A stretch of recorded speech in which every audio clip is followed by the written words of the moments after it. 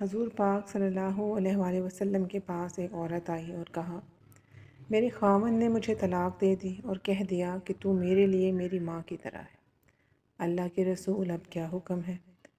اس پر جو طلاق پڑتی تھی وہ ایسی طلاق پڑتی تھی کہ اس وقت تک کسی بھی صورت رجوع ممکن نہیں ہوتا تھا۔ جب ان کے شوہر نے ان کو طلاق دے دی تو وہ پریشان ہو کر اللہ کے نبی صلی اللہ علیہ وآلہ وسلم کے پاس حاضر ہوئی۔ اللہ کے نبی گھر پر تھے اور حضرت عائشہ رضی اللہ تعالی عنہا ان کو کنگھی کر رہی تھی۔ یا رسول اللہ صلی اللہ علیہ وآلہ وسلم، میرے خاوند اوس نے مجھے طلاق دے دی ہے اور کہہ دیا ہے کہ تم میرے لیے میری ماں کی طرح ہے۔ اللہ کے رسول، اب کیا حکم ہے؟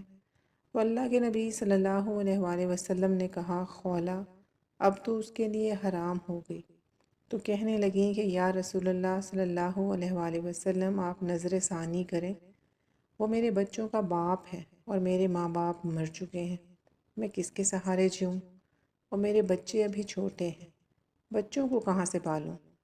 تو اللہ کے نبی صلی اللہ علیہ وآلہ وسلم نے پھر کہا، خولا کام ختم ہو چکا، تو اس کے لیے حرام ہو چکی ہے۔ اب اس نے پھر کہا، یا رسول اللہ صلی اللہ علیہ وآلہ وسلم، آپ نظر ثانی کریں، میرے بچے چھوٹے ہیں، میرے ماں باپ بھی مر چکے ہیں اور میرے بچے کس کے سہارے جئیں گے؟ جب خولا نے تیسری مرتبہ بھی فریاد کی تو اللہ کے نبی صلی اللہ علیہ وآلہ وسلم چپ کر کے بیٹھ گئے کہ اب مانتی تو ہے نہیں۔ جب اس نے دیکھا کہ اللہ کے نبی بھی نہیں سن رہے تو پھر اس نے کہا، اچھا آپ نہیں سنتے ہیں تو پھر میں آپ کے رب کو سناتی۔ اور خولا نے آسمان کی طرف ہاتھ اٹھائے اور کہا، اے میرے رب، میرے چھوٹے چھوٹے بچے ہیں، میں اپنے پاس رکھوں تو روٹی کہاں سے کھلاؤں؟ اور اگر اپنے شوہر کے پاس رکھوں تو ان کی تربیت کون کرے گا؟ تربیت تو ماں ہی کرتی ہے۔ اے میرے رب، تو نے اپنے نبی کی زبان پر میرے حق میں فیصلہ اتار۔ ابھی اس کے ہاتھ نیچے نہیں آئے تھے کہ اللہ کے نبی پر وحی طاری ہوئی، اور جب وحی ختم ہوئی تو آپ صلی اللہ علیہ وآلہ وسلم نے آنکھیں کھولیں اور مسکرا پڑے اور کہا، خولا مبارک ہو، اللہ نے تیرے حق میں فیصلہ دے دیا ہے، اور اللہ نے اسے حدیث کا حصہ نہیں بنایا بلکہ قرآن کا حصہ بنایا، تاکہ قیامت تک ہر لڑکی پڑھے اور دیکھے کہ اللہ سے تعلق رکھنے والی عورت کے لیے اللہ یوں فیصلے اتارتا ہے، یہاں تک کہ اپنے قانون بھی بدل دیتا ہے۔ پارہ نمبر 28 سورہ المجادلہ، آیت نمبر 1۔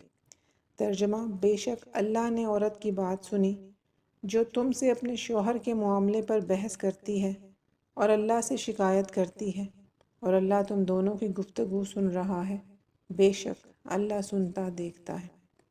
اللہ نے خولا کو بڑی عزت دی قرآن میں، اور صرف ایک آیت نہیں بلکہ پورے 2 رکوع اتارے، اور اللہ نے کہا، ہاں میرے محبوب صلی اللہ علیہ وآلہ وسلم، جب آپ اور خولا آپس میں تکرار کر رہے تھے، آپ انکار کر رہے تھے، وہ ہاں کروا رہی تھی، میں خود تم دونوں کی عدالت میں موجود تھا، آپ نے تو سنی نہ، پھر اس نے مجھے اپنا دکھ سنایا، میں تم دونوں کے دلائل سن رہا تھا، آپ انکار پہ تھے، وہ اقرار پہ تھی، میں خود تم دونوں کی عدالت میں موجود تھا، اور میں نے خولا کے حق میں فیصلہ دے دیا اور ایسی طلاق کو باطل قرار دے دیا اور اس کا جرمانہ رکھ دیا، غلام آزاد کرو یا 60 مسکینوں کو کھانا کھلا دو تو بیوی حلال ہو گئی۔ نوٹ: ایسی طلاق ایک بار طلاق شمار ہوتی ہے، اس لیے رجوع کیا جا سکتا ہے، 3 بار طلاق کا لفظ ادا کرنے سے طلاق ہو جاتی ہے۔ چنانچہ رسول اللہ صلی اللہ علیہ وآلہ وسلم نے حضرت خولا سے کہا، خولا جاؤ اپنے شوہر سے کہو کہ ایک لونڈی یا غلام آزاد کریں۔ خولا نے عرض کیا، اے اللہ کہ پیارے نبی، کسے آزاد کریں؟ باخدا ان کے پاس نہ کوئی غلام ہے، نہ کوئی لونڈی، نہ ہی میرے سوا ان کا کوئی خادم ہے۔ رسول اللہ صلی اللہ علیہ وآلہ وسلم نے فرمایا، اچھا تو مسلسل 60 روزے رکھیں۔ خولا نے عرض کیا، واللہ وہ اس کی طاقت نہیں رکھتے، وہ بہت ہی کمزور آدمی ہیں، دن میں تھوڑی تھوڑی مقدار میں کئی بار کھانا کھاتے ہیں، نہ ہی بھوک برداشت کر سکتے ہیں نہ پیاس، ضعف جسم کے ساتھ ان کی بینائی بھی جواب دے رہی ہے۔ رسول اللہ صلی اللہ علیہ وآلہ وسلم نے فرمایا، پھر 60 مساکین کو کھانا کھلائیں۔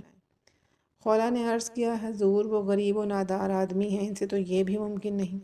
رسول اللہ صلی اللہ علیہ وآلہ وسلم نے فرمایا، اچھا ان سے کہو کہ ام المنذر بن قیس کو بلا کر لائیں اور ان سے کھجوریں لے کر 60 مسکینوں پر صدقہ کر دیں۔ خولہ حضور صلی اللہ علیہ وسلم کو سلام کر کے رخصت ہوئیں۔ گھر پہنچی تو دروازے پر شوہر کو منتظر پایا۔ بےتابی سے پوچھا، کہو خولہ کیا ہوا؟ جواب دیا، آپ خوش نصیب ہیں، رسول اللہ صلی اللہ علیہ وآلہ وسلم کا ارشاد ہے کہ ام المنذر بن قیس کو ساتھ لیتے آؤ، ان سے کھجوریں لے کر 60 مساکین میں صدقہ کرو۔ چنانچہ ایسا ہی ہوا اور حضرت اوس نے اپنے اس